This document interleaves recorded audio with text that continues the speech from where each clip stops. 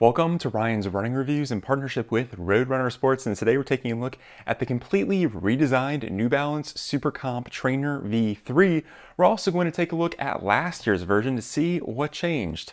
Let's run with it. Before we get started, I do want to say these shoes were provided to me by Roadrunner Sports. However, no one had a chance to preview this video, and this final synopsis is my own. I'd also like to say please leave a like on the video and consider subscribing. Here we go. The SC Trainer V3 from New Balance is in fact a super trainer, which means we have a full-length carbon fiber plate, a really bouncy foam in the midsole. However, the shoe itself is a little bit too heavy and not aggressive enough to be considered a top-tier super race day shoe. And then it's not necessarily a classic daily trainer because you have that carbon fiber plate and aggressive ride, so it kind of sits in this unique super trainer category. But with that being said, I think this could definitely work as a race day shoe for some runners and offers a very versatile and well-cushioned experience. This shoe is part of New Balance's FuelCell series. It's the type of foam that's in the midsole. It's a bit more energetic and lively compared to the Fresh Foam X we see in a lot of other more traditional New Balance trainers. Now to start things off, we have the SC Pacer, which is a short distance racing shoe. I don't have that one with me. I'll put a picture on the screen. That has a carbon fiber plate and again is really kind of geared towards those shorter distance races. We also have the Rebel, which is a really lightweight, bouncy, neutral daily trainer with a more moderate level of stack height. I really do like this shoe. And then we have the SC Trainer, again, the Super Trainer, max stack height, carbon fiber plate, a bit more robust materials.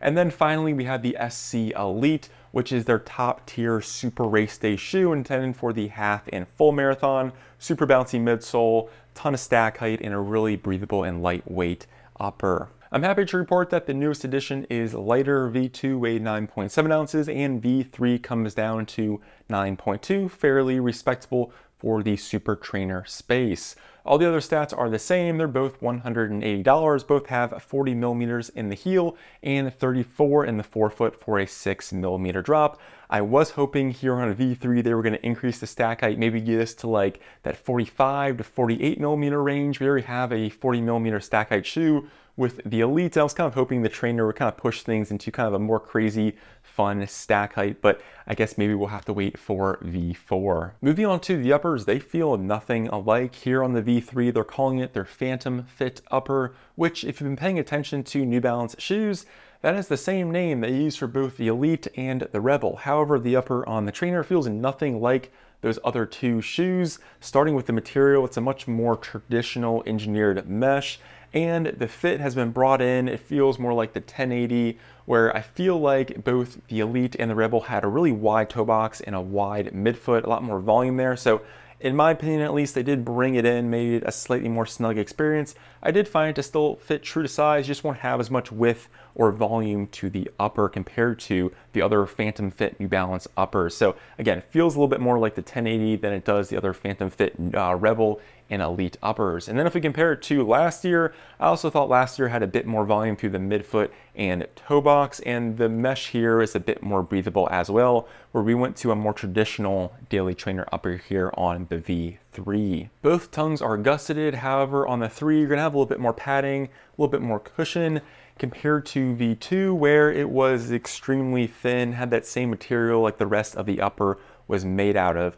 And if we go back to the heel counter, you do have a slightly larger elf ear pull tab on V2, where this year it's a little bit more closely related to what we see on the SC Elite. However, there's going to be a little bit more padding back here, and it's going to be a little bit less rigid compared to the V2. However, I found the lockdown here to be quite solid. I think that's partially because they brought the volume in just a bit. And again, if you're someone who has a higher volume foot, you might want to go with last year's version or go with the wide version of the SC Trainer V3. Moving on to the midsoles, they're both technically FuelCell foam. However, the formulation has changed. It's now a PIBA EVA foam mix.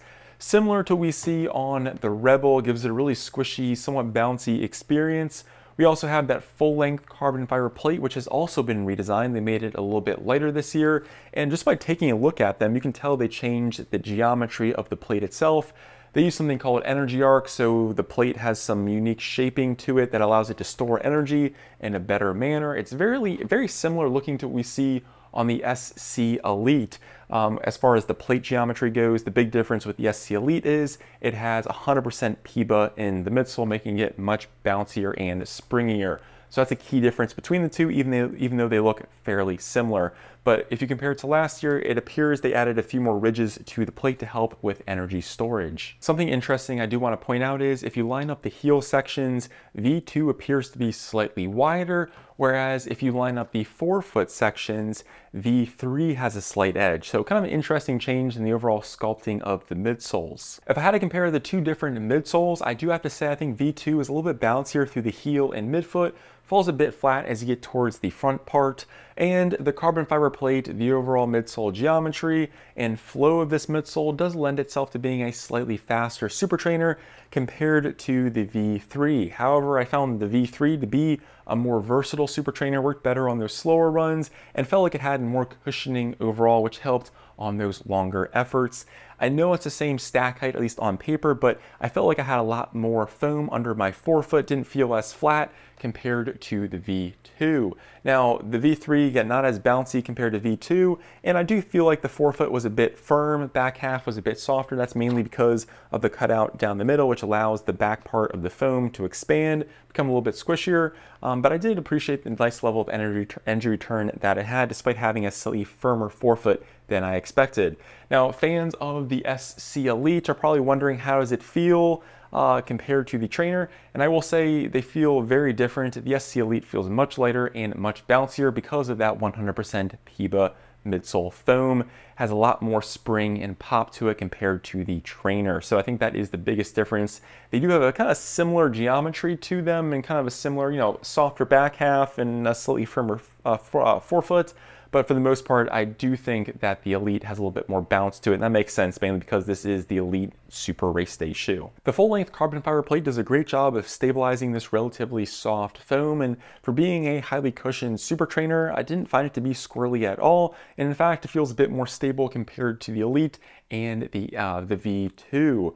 I also like the fact that it helps you take advantage of the moderately aggressive rocker geometry. This is a very stiff and rigid platform, which helps make it aggressive, but I didn't find it to be overly aggressive and did a solid job on my easy runs as well. If we move on to the outsoles, you'll notice that the V3 has a very similar traction pattern compared to the other FuelCell shoes. We also have more rubber coverage compared to the V2, and the rubber itself is going to be slightly thicker when you line them up and just do a thickness comparison, which should help with the overall durability. It was fairly thin on the V2. I was quite happy with the traction, no major complaints. I did find it to be slightly better than last year just because you don't have the kind of cutout directly down the center. Well, that concludes the review. Let me know in the comments which version of FuelCell is your favorite, or which trainer would you rather go with.